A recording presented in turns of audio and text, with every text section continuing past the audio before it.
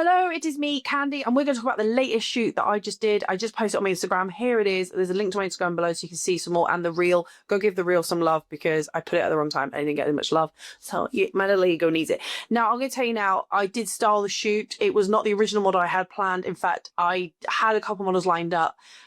One got sick and wasn't able to make the date, and she gave me enough notice, so it's not a problem. But one, in the end, it just aesthetically didn't work.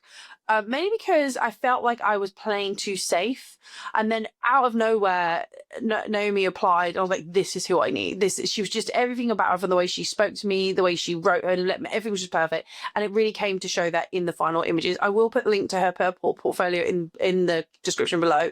It's not a platform I regularly use too often, but it is one that has provided some very fruitful and great models in the past. So I probably am going to go back to that a lot more.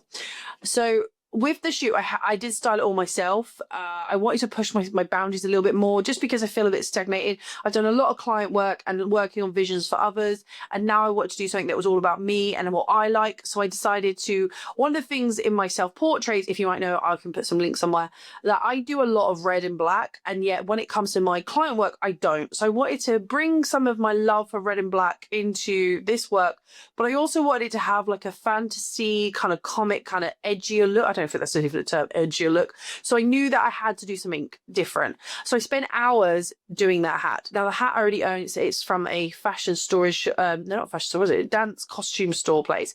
And I meticulously cut the fringe off of a curtain and then stuck it all on. The hat is now ruined because the hot glue has trashed the hat, but it looks good in the shots. The dress was originally had some other attachments. I took them off.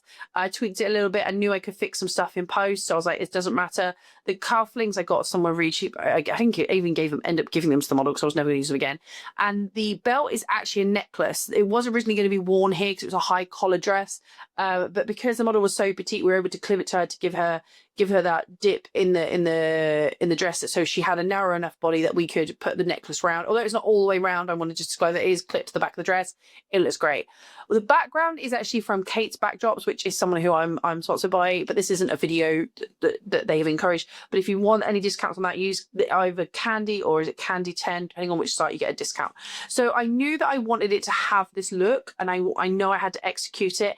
When it comes to the lighting I was using, I first of all thought I would want this big octa and do this really bright scene. And then I realized, like, if I was going to do it with this hat, it was going to create shadow, and I needed that shadow to be kind of moody, and I only wanted little bits of her skin highlighted. I wanted it to be I wanted it to be about the presence of the image rather than the immediate connection with her eyes. So I know it sounds really weird. I wanted to challenge myself. So I put a gridded softbox, just a little 1 by 1 meter square one up high, so angled slightly down with the grid on, obviously, and then a little bit of side light, and a reflector occasionally, and that was it. The reason was because I wanted this dramatic light, a little bit of light to cut her out from the background if I needed, particularly as she has such big dark hair, and then obviously on a dark background I needed that.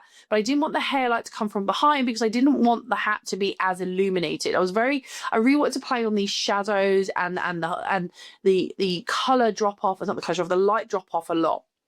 And then, you know, I put in the reflector, which is the big curved one occasionally, just to give me a little bit of light under there, because sometimes the shadow comes down to here. I just wanted a little bit of light. So I was playing with that. It was a really good shoot. I'm sure you're going to see them go like, they're great, Khandie. The lenses I chose were a mix of, well, I started off with the 24-70 from Nikon, and I realized that that's a great safe image, but I wanted to try something else. So I switched to the 85 for a lot of the portraits. And then in the final throws, I pulled out my old Lens Baby Velt 56. The images are just stunning. I think they're stunning. I hope you like them. And you're going to enjoy them now. I have inserted some video footage you can see. I mean, honestly, Naomi just knocked it out of the park, 100%. I had a busy week. I wasn't really sure if I was going to pull this off. When I tell you this shoot only took 45 minutes, I mean it. And that included me just tweaking with the lights. Naomi just knocked it out of the park every time. I think because I did this meticulous planning and it was a great model, even though this is her second pro shoot, I think it was. Honestly, wow. So much so we're going to actually shoot again soon. I had a blast. Like, honestly, just wow. I'm absolutely exhausted today. I went to the Army Navy game yesterday and I'm tired. But I hope you like these images, you like the Skype, and I'll see you all in the next video.